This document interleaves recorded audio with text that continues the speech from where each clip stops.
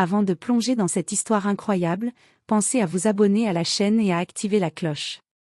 Ici, chaque récit a quelque chose à dire, et vous ne voudrez pas en manquer un seul. Le soleil commençait à se lever sur la ville de Dallas, peignant les vitres du centre-ville d'une lumière dorée. Dans un petit café de quartier, l'ambiance était calme, le bruit des tasses, l'odeur du café fraîchement moulu, et la musique douce qui couvrait à peine les murmures des clients matinaux. Assis près de la vitre, Rick et Tommy, deux hommes blancs dans la quarantaine, discutaient fort, riant à chaque phrase. Tous deux travaillaient pour une société de sécurité privée. Des hommes fiers, arrogants, persuadés d'être supérieurs à ceux qu'ils appelaient les autres. Leur voix portait dans tout le café. Ils parlaient de leur travail, de leurs bons coups, et des gens qu'ils ne supportaient pas. Ces gens-là, disait Rick en remuant son café, ils veulent toujours plus. Du boulot, du respect, et maintenant même des postes au gouvernement. Ouais, ajouta Tommy avec un sourire moqueur, bientôt ils vont vouloir diriger le pays. Leurs rires éclatèrent dans la pièce, gênant plusieurs clients. Mais personne n'osa intervenir. C'est alors que la porte du café s'ouvrit doucement. Une femme noire, élégante, entra.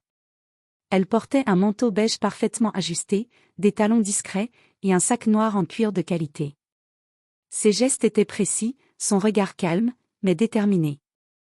Elle s'approcha du comptoir, salua poliment la serveuse et commanda. Un café noir, sans sucre, s'il vous plaît. Les deux hommes cessèrent de parler. Rick la fixa un instant, puis lança d'un ton moqueur. Tiens, regarde ça, Tommy. Une princesse en ville. Oh oui, répondit son ami, elle doit sûrement jouer à la femme d'affaires. La femme ne répondit pas. Elle récupéra son café, chercha une table vide et s'installa tranquillement près de la fenêtre. Mais pour ces deux hommes, la simple présence d'une femme noire habillée avec élégance était déjà une provocation. « Et, t'as vu son sac ?» dit Tommy. « Je te parie qu'il est faux. »« Évidemment, » répondit Rick. « Ces gens-là veulent toujours paraître riches. » Leurs mots, lancés à voix basse, étaient faits pour blesser. Mais ce qu'ils ignoraient, c'est que la femme qu'ils venaient d'humilier n'était pas n'importe qui. Son nom, Maya Collins. Son métier, agent spécial du FBI, division des crimes fédéraux. Ce matin-là, Maya ne venait pas pour un simple café. Elle observait discrètement un suspect impliqué dans une affaire de corruption. Mais sans le savoir, Rick et Tommy venaient de signer leur propre chute. Leur méchanceté allait bientôt se retourner contre eux. Et quand la vérité éclaterait, ils comprendraient trop tard qu'ils avaient osé s'en prendre à la mauvaise personne. Le café de Dallas, habituellement paisible, semblait soudain plus bruyant. Rick et Tommy, leur tasse à moitié pleine, n'avaient d'yeux que pour la femme noire assise seule près de la fenêtre. Elle feuilletait calmement un petit dossier, son regard concentré, ignorant les deux hommes. Mais Rick ne supportait pas cette indifférence. Il posa bruyamment sa tasse, se leva, et lança d'une voix provocatrice. « Eh, mademoiselle, t'as l'air bien sérieuse pour quelqu'un qui commande juste un café. C'est quoi, un entretien pour faire le ménage ?» Un rire nerveux éclata du côté de Tommy. Plusieurs clients tournèrent la tête, gênés, mais personne n'osa parler. La femme leva lentement les yeux vers eux. Son regard était froid, perçant. « Je ne vois pas en quoi ma présence ici vous concerne, monsieur, » répondit-elle calmement. Rick, piqué dans son orgueil, s'approcha davantage. « Oh, t'as entendu ça, Tommy ? Elle parle bien, hein ? Ouais, elle doit sûrement imiter les gens de la télé, » lança Tommy avec un sourire narquois. Leurs rires résonnèrent dans la pièce. Mais la femme resta impassible. Elle reposa sa tasse, essuya calmement ses mains avec une serviette et ajouta. « Je vous conseille de retourner à votre table avant de faire une erreur que vous regretterez. » Ces mots étaient simples, mais son ton avait quelque chose d'autoritaire, presque menaçant. Tommy fronça les sourcils, surpris par la confiance dans sa voix. « Ah ouais ? Et tu vas faire quoi, hein ? Appeler la police ?» Rick, plus audacieux, s'empara du sac posé à côté d'elle. « Regarde-moi ce sac, » dit-il en le brandissant. « Je parie qu'il est vide. Ou rempli de trucs volés. » Un silence lourd tomba sur le café. La serveuse s'approcha timidement. Monsieur, s'il vous plaît, reposez ce sac. Mais Rick la repoussa du bras. La femme se leva lentement. Elle n'était pas grande, mais quelque chose dans sa posture imposait le respect. Elle fixa Rick droit dans les yeux, puis d'une voix calme et posée dit. Posez ce sac, maintenant. Il éclata de rire. Waouh, elle donne des ordres maintenant. T'es qui, une flic? Un mince sourire apparut sur le visage de la femme. Elle ouvrit son manteau, sortit un portefeuille noir, et le posa doucement sur la table. Un éclat argenté illumina le cuir, une plaque fédérale. Agent spécial Maya Collins, FBI. Et vous venez officiellement de commettre une infraction fédérale, harcèlement et atteinte à la propriété d'un agent en service. Le visage de Rick se décomposa. Tommy recula d'un pas, la bouche ouverte. Personne ne parlait plus dans le café. Maya reprit calmement son sac des mains de Rick, le rangea, puis sortit un petit appareil de communication de sa poche. Ici agent Collins, j'ai besoin d'une unité sur place. 2 individus suspects pour harcèlement raciste, café Main Street. Rick tenta de bredouiller quelque chose. On savait pas, on plaisantait, madame. Elle rangea sa plaque, sans le regarder. C'est ce que disent toujours ceux qui se croient supérieurs, jusqu'à ce que la vérité les rattrape. Elle se rassit, reprit son café, tandis qu'au loin, on entendait déjà les sirènes approcher. Rick et Tommy, pâles comme des draps, se tenaient debout, pétrifiés. Ce jour-là, ils venaient d'apprendre qu'on ne juge jamais une personne à sa couleur, surtout quand cette personne porte le badge du FBI. Les sirènes se rapprochaient. À travers la vitre du café, on voyait déjà les reflets rouges et bleus tournoyer sur l'asphalte. Rick et Tommy, blêmes, se regardaient sans savoir quoi faire. Leurs mains tremblaient. L'un d'eux tenta de s'asseoir, mais ses jambes fléchirent sous le choc. La porte s'ouvrit brusquement. 2 hommes en civil entrèrent, suivis d'une femme vêtue d'un tailleur sombre. Ils portaient tous une oreillette et présentaient leur badge. FBI. Agent Reed, Division fédérale de Dallas. Tout va bien, agent Collins, demanda la femme en s'approchant. Maya se leva calmement. Ses gestes étaient précis, contrôlés. Elle montra du doigt les 2 hommes, toujours figés près du comptoir. Ces 2 individus viennent de proférer des propos racistes et ont saisi mes effets personnels sans autorisation. Je veux qu'ils soient identifiés et placés en garde à vue pour enquête. Rick leva aussitôt les mains, paniqué. Attendez. On savait pas. On voulait juste plaisanter. L'agent Reed fronça les sourcils. Plaisanter? En insultant un agent fédéral? Mauvaise idée, monsieur. Très mauvaise idée. Tommy tenta de s'expliquer. On pensait qu'elle était juste, une cliente, pas une policière ou un agent. Maya le regarda fixement, sans ciller. Et donc, selon vous, si je n'avais pas été agent, vos insultes auraient été acceptables? Silence. Leurs visages se décomposèrent encore un peu plus. Autour d'eux, les clients du café regardaient la scène, certains filmant discrètement avec leur téléphone. L'un des agents s'approcha de Rick et Tommy. Identité, s'il vous plaît. On travaille pour la société Texan Security, répondit faiblement Rick. Parfait, dit l'agent Reed. On contactera votre employeur. Tommy sentit une sueur froide couler dans son dos. Non, attendez, s'il vous plaît, c'est pas nécessaire. On va s'excuser. Mais Maya resta impassible. Elle croisa les bras, son badge brillant sous la lumière du néon. Vous savez ce qui est le plus triste? Ce n'est pas que vous m'ayez insulté. C'est que vous pensiez pouvoir le faire sans conséquence. Ces mots tombèrent comme une lame dans le silence. Puis, d'une voix ferme, elle ajouta. Emmenez-les. Les 2 hommes furent escortés vers la sortie, sous le regard des clients qui chuchotaient. Certains applaudissaient discrètement. Avant de franchir la porte, Rick se retourna une dernière fois.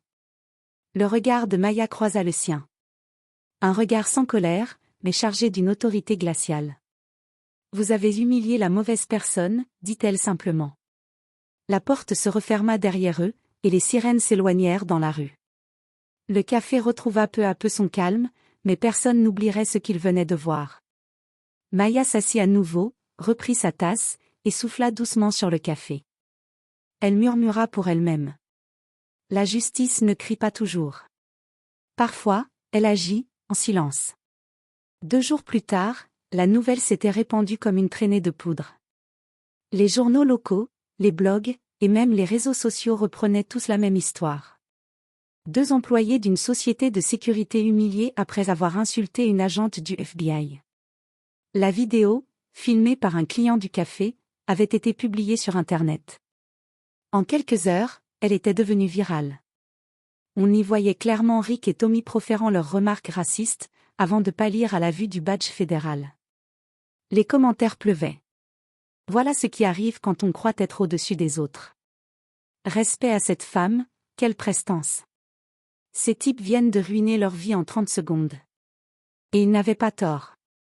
Le lendemain matin, Rick et Tommy furent convoqués par leur supérieur, M. Henderson, directeur de Texan Security. L'homme, d'ordinaire calme, les attendait dans son bureau, les bras croisés, le regard glacial. « Asseyez-vous. » Les 2 hommes obéirent, tête baissée. Sur son bureau, une tablette affichait la fameuse vidéo. Henderson appuya sur « Lecture ». La scène défila dans un silence pesant. À la fin, il leva les yeux vers eux. « Vous avez idée du désastre que vous venez de provoquer ? » « Monsieur, » commença Rick, « on voulait pas. » « Taisez-vous. » coupa sèchement le directeur. « Vous portiez le logo de notre société, vous représentiez notre image. Et vous avez humilié une agente fédérale, en public, pour des raisons raciales. » Tommy tenta de se justifier.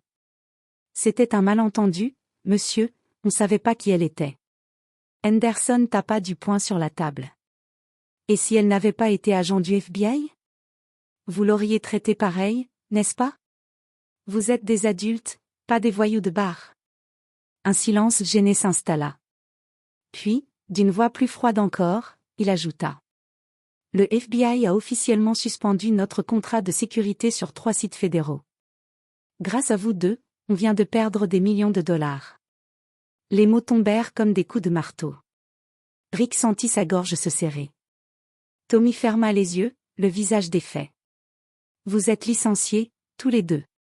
Et je vous conseille d'éviter toute interview. Parce que dans cette ville, plus personne ne voudra travailler avec vous. » Henderson les regarda quitter le bureau sans un mot. La porte se referma, laissant derrière elle 2 carrières brisées. Chez eux, les choses n'allaient pas mieux. Rick reçut des messages haineux sur les réseaux. Son visage circulait partout. Son épouse, humiliée, fit ses valises en pleurant. « Tu nous as couverts de honte, Rick. Partout, on parle de toi comme d'un monstre. » Tommy, lui, fut évincé de son immeuble. Le propriétaire lui annonça froidement. « Je peux pas garder quelqu'un comme toi ici, t'as attiré les caméras. » Leur téléphone ne cessait de sonner, journalistes, anciens collègues, inconnus furieux. Leur vie venait de s'écrouler. Pendant ce temps, à plusieurs kilomètres de là, Maya Collins terminait un rapport dans son bureau du FBI. Un collègue entra, un sourire au coin des lèvres. « Tu as vu ? Ton histoire est devenue virale. Tout le monde parle de toi comme « l'agent qui a remis les choses à leur place. » Maya haussa les épaules, concentrée sur son dossier. « Ce n'était pas une vengeance, dit-elle simplement. C'était une leçon. Et j'espère qu'ils retiendront qu'avant de juger quelqu'un par sa couleur, il faut d'abord regarder ses actes. » Son collègue hocha la tête. « Tu leur as donné une leçon qu'ils n'oublieront jamais. » Maya esquissa un léger sourire, rangea ses documents et conclut. « Le respect, c'est une arme plus puissante que la haine. Il suffit juste de savoir quand s'en servir. » Le scandale avait désormais franchi les frontières du Texas. Les chaînes nationales reprenaient la vidéo sous différents titres. 2 gardes racistes humilient une femme noire, elle se révèle être une agente du FBI. Quand la justice répond à la haine. Sur les plateaux télé, des analystes discutaient du racisme ordinaire, des réactions de Maya Collins, et du courage dont elle avait fait preuve en gardant son calme.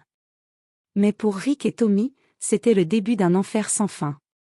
Les journalistes campaient devant leur maison. Chaque tentative de sortie se transformait en cauchemar. « Rick, Tommy. Avez-vous quelque chose à dire à l'agent Collins? Regrettez-vous vos propos? Leur visage était partout, à la télévision, dans les journaux, sur les réseaux sociaux. On ne les appelait plus que les deux racistes du café. Leur employeur, Texan Security, publia un communiqué officiel. La société condamne fermement toute forme de discrimination. Les employés responsables ont été licenciés et ne représentent plus notre entreprise.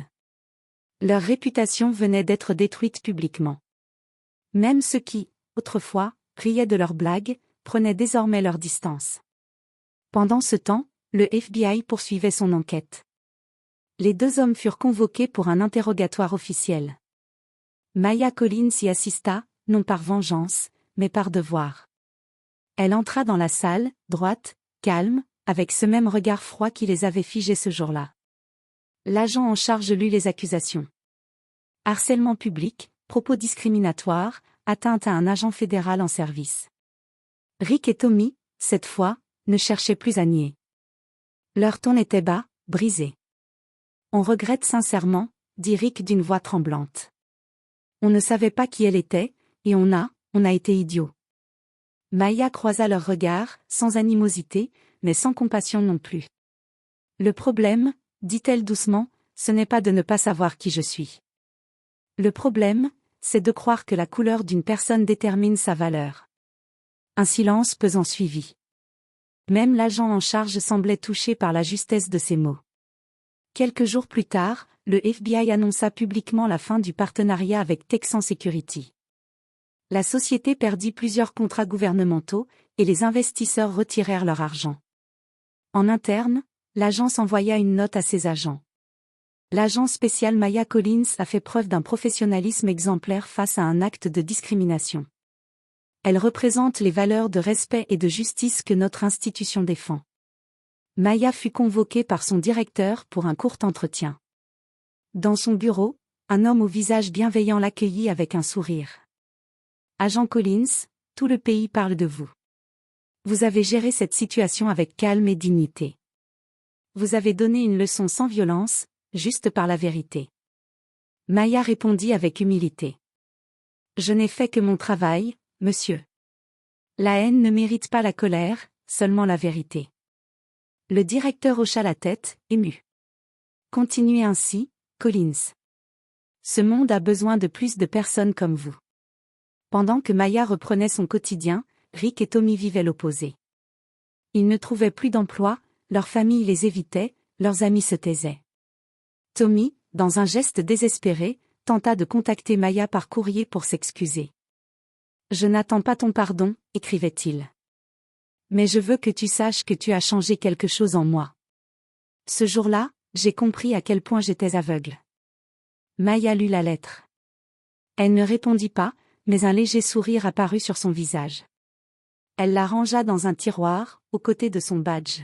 « Peut-être que certaines humiliations servent à ouvrir les yeux, » murmura-t-elle. Le temps avait passé. Le tumulte médiatique s'était calmé, mais l'histoire de Maya Collins restait gravée dans les esprits. Dans les écoles, dans les entreprises, dans les commissariats, on la citait comme un exemple de courage tranquille. Son visage était devenu le symbole d'une justice sans haine, celle qui n'élève pas la voix, mais qui fait trembler les consciences. Un mois après l'incident, Maya décida de retourner dans le même café. Le soleil brillait comme ce matin-là, mais l'atmosphère était différente. Les clients la reconnurent aussitôt. La serveuse, un large sourire aux lèvres, accourut vers elle. « Bonjour, agent Collins. Ce café est pour vous, offert par la maison. » Maya sourit avec douceur. « Merci. Je vois que le calme est revenu ici. » La serveuse hocha la tête. « Oui, et on a aussi appris une belle leçon grâce à vous. Depuis ce jour, tout le monde se parle avec plus de respect. Même les gens qui venaient souvent critiquer ou se moquer, ont changé. » Maya prit une gorgée de café, regardant la lumière filtrée à travers la fenêtre. Une paix profonde se lisait sur son visage. Quelques semaines plus tard, Maya reçut une lettre officielle du FBI. À l'intérieur, un message bref mais significatif. « Félicitations. Vous êtes promu supervisory spécial agent. Votre sens de la justice et votre calme exemplaire font honneur à notre institution. Elle resta un moment immobile, le papier entre les mains, émue mais fière. Elle repensa à ce jour où deux inconnus avaient cru la rabaisser, sans savoir qu'ils révélaient en réalité leur propre faiblesse. Elle murmura pour elle-même. Parfois, la meilleure réponse à la haine, c'est la réussite. De leur côté, Rick et Tommy tentaient de reconstruire leur vie. Rick travaillait désormais dans un petit entrepôt, discret, évitant les conversations. Tommy faisait des heures supplémentaires comme chauffeur, essayant d'oublier les regards méprisants qu'on lui lançait encore parfois. Un soir, en écoutant les informations, ils tombèrent sur un reportage consacré à Maya Collins. Elle y parlait de l'importance du respect, de la justice et de la seconde chance. Tommy baissa les yeux. « Regarde-la. Elle aurait pu nous écraser, mais elle nous a juste fait voir à quel point on était petits. » Rick hocha la tête, sincèrement honteux. « C'est fou. Le jour où je l'ai humiliée, c'est moi qui me suis humilié tout seul. » Quelques mois plus tard, Maya fut invitée à donner une conférence devant de jeunes recrues du FBI. Dans une salle pleine, elle raconta cette histoire sans nommer personne, mais en soulignant la leçon essentielle. Le respect n'est pas une faveur. Ce n'est pas quelque chose que l'on accorde en fonction de la couleur, du titre ou de l'argent. Le respect, c'est un devoir. Et chaque fois qu'on l'oublie, la vie trouve une façon de nous le rappeler. La salle resta silencieuse quelques secondes, avant qu'une salve d'applaudissements ne remplisse la pièce. Maya sourit, humble, puis conclut. Je n'ai pas cherché à humilier ces hommes. J'ai juste laissé la vérité leur montrer ce qu'ils étaient. Et parfois, c'est tout ce qu'il faut pour que la justice triomphe. Le jour déclinait. Maya sortit du bâtiment, leva les yeux vers le ciel du soir, et inspira profondément. Son badge brillait à la lueur du crépuscule. Elle marcha calmement vers sa voiture, son pas ferme et assuré. Et dans le silence, une pensée simple traversa son esprit. La dignité ne crie jamais. Elle agit.